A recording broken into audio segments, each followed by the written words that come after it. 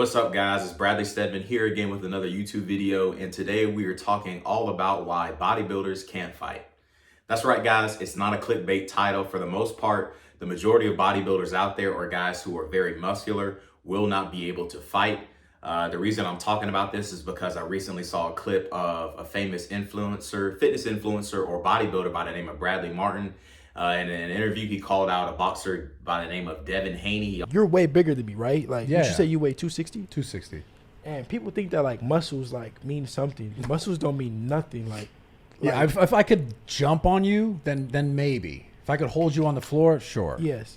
But in boxing, no, I know that's not how it works. But even in a street fight, I would beat the out of you in a street no, fight. I would. Also called out Nate Diaz and said that he would be able to beat both of them in a fight.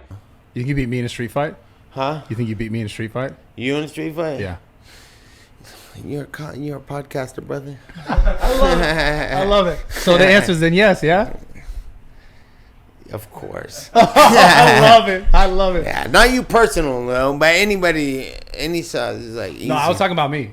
Yeah. Because I asked Devin Haney. Devin Haney thought the boxer, he thought he beat me in a street fight 150. Yeah, but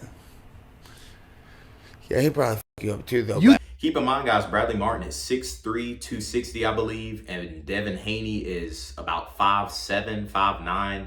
Definitely no more than 200 pounds. I think Nate Diaz is about the same. Regardless, though, both of these guys are significantly smaller than Bradley Martin, and for that reason, he has stated that he would be able to beat both of them in a fight.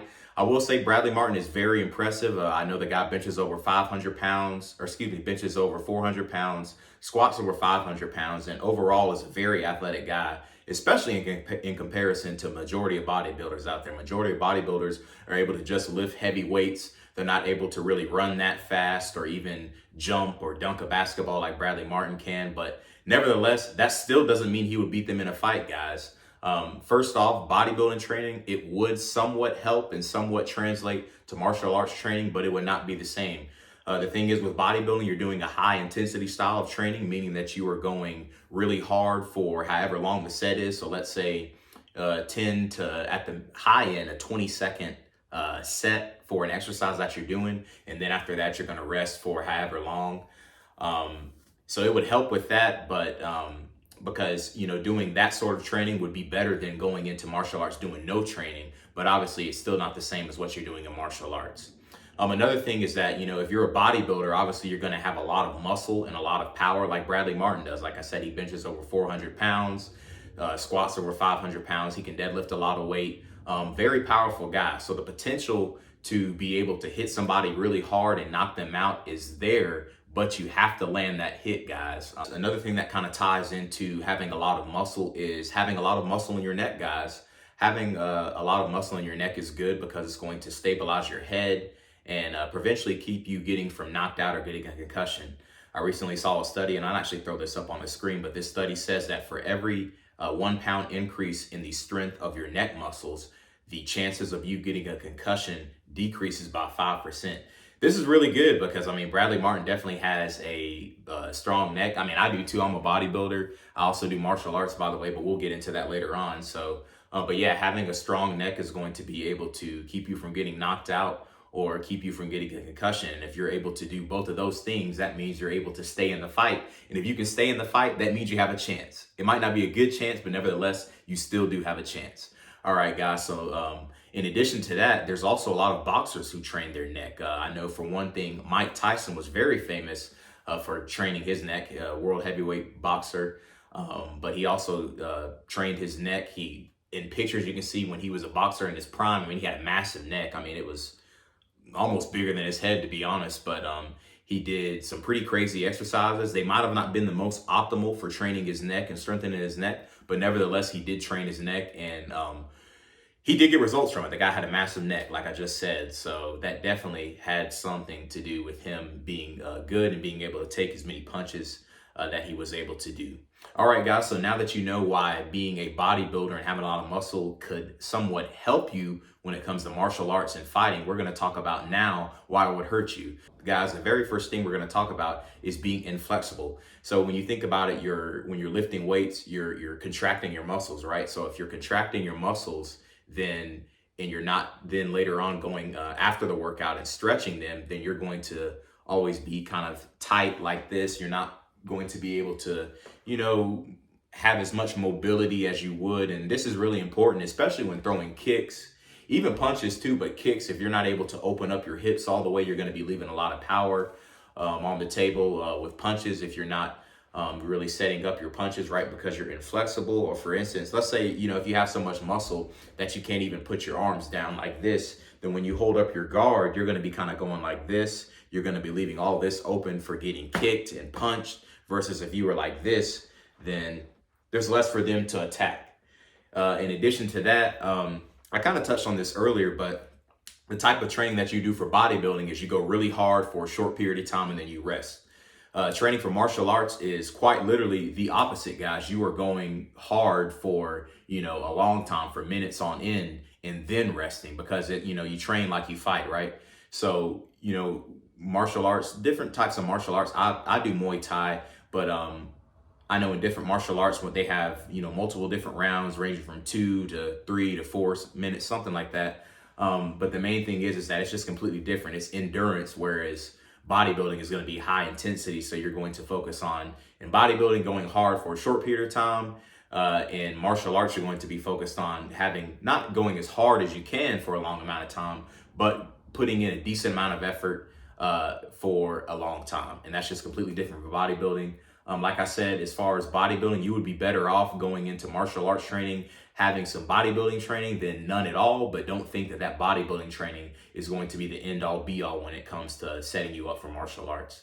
The next thing that I can think of is a lot of bodybuilders will tend to rely on their strength. If they're starting out in martial arts, anybody who's really big or strong, they're going to tend to rely on their strength and power instead of focusing on their speed and technique. And guys, this is so important, because if you are really powerful and you are strong, you have a lot of potential to knock somebody out. But if your speed and technique aren't there, if your speed isn't there, for one, they're going to be able to see your punches coming. And if your technique isn't there, your punches are going to be sloppy. You're going to be wearing yourself out because you're going to be exerting so much energy when you really don't even have to. You really want to get the best bang for your buck when it comes to landing any strikes or punches or kicks or anything like that. But if you're, you know, just only focusing on using your power, then you're not going to get very far, guys. You're going to get exhausted, and on top of that, the other guy's going to be able to literally run circles around you, because they're going to be focusing on technique. I know one thing when it comes to fighting is a lot of guys are just one-dimensional, so they'll move forward and backwards. But in martial arts, one thing that we learn is, you know, you're not only just moving forward and backwards, but you're taking angles. You know, you're moving to the side and you know, at the same time moving forward and backwards. And so as someone who is not used to this is going to be very different, and it's going to be very hard to keep up with somebody like this in a fight. Now that I've kind of ran through all the things that would be somewhat of a shock to a bodybuilder who's going up against a trained martial artist, or for even just a bodybuilder going into martial arts, I'm going to talk about my experience. So guys, I'm a bodybuilder right now. I'm about 220 pounds. I'm 6 feet tall. The martial arts that I train is Muay Thai. I've been doing it for about a year. I haven't been going nearly as consistently as I want to, but nevertheless, I'm still training it. In the beginning, the main thing that really slowed me down is pretty much all the negative things that I said, guys. I didn't have the the endurance to be able to go the multiple rounds on end. I know for me, my technique wasn't there. The little bit of technique that I had, it just kind of fell off as I got tired. I know for me, when I held my guard up, as I would get tired, my left hand would come down.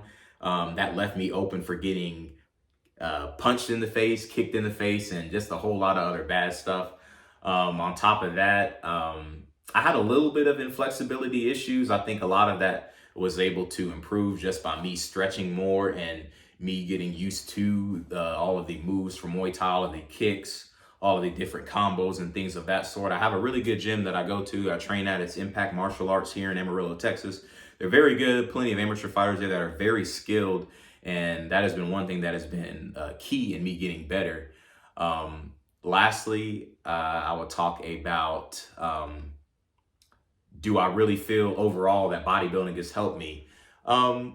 Yes, I do. Like I said in the beginning, you know, going into Muay Thai or any martial arts for that matter and having no training is going to be hard, but at least with me doing bodybuilding, I was somewhat trained. I knew how to exercise and get my heart rate up, even though it might not have been up at a high rate as long as it is while doing martial arts, while doing bodybuilding. Nevertheless, my heart rate is getting elevated. My heart is still pumping blood to my muscles, and that's better than nothing. But overall, no, I do not think that bodybuilding means that you will be a great fighter. It means that you could potentially be a good fighter. I mean, to be honest, guys, if you're putting in effort consistently with anything for long enough, you will at least be halfway decent. And I'm not saying you're going to be out here winning titles and, you know, being the best in your state or the best in your region or even the best in your nation.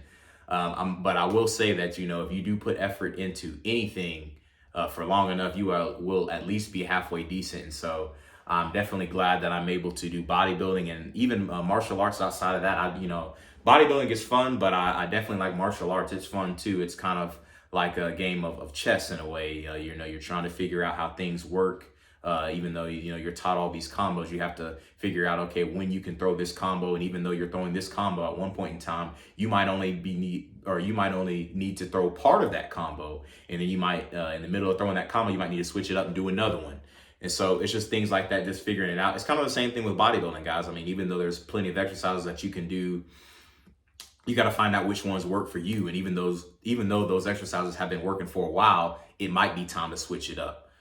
So I think it's really good, guys. If you are a bodybuilder, I would definitely encourage you to do martial arts. One reason is because it's just going to make you more athletic. I don't think bodybuilding in itself is athletic. It can make you more athletic if you're doing other things. So for instance, like bodybuilding, the strength and muscle that you gain by lifting weights can transfer over into martial arts, but it in itself isn't going to make you athletic. In addition to that, guys, bodybuilders, you don't want to have a really high body fat like I did when I started out doing martial arts. Doing martial arts was a very good form of cardio. It helped me cut down and stay relatively lean as I am now. I'm not shredded by any means, but I'd say I'm definitely leaner than I have been in the past when I've done traditional bulks.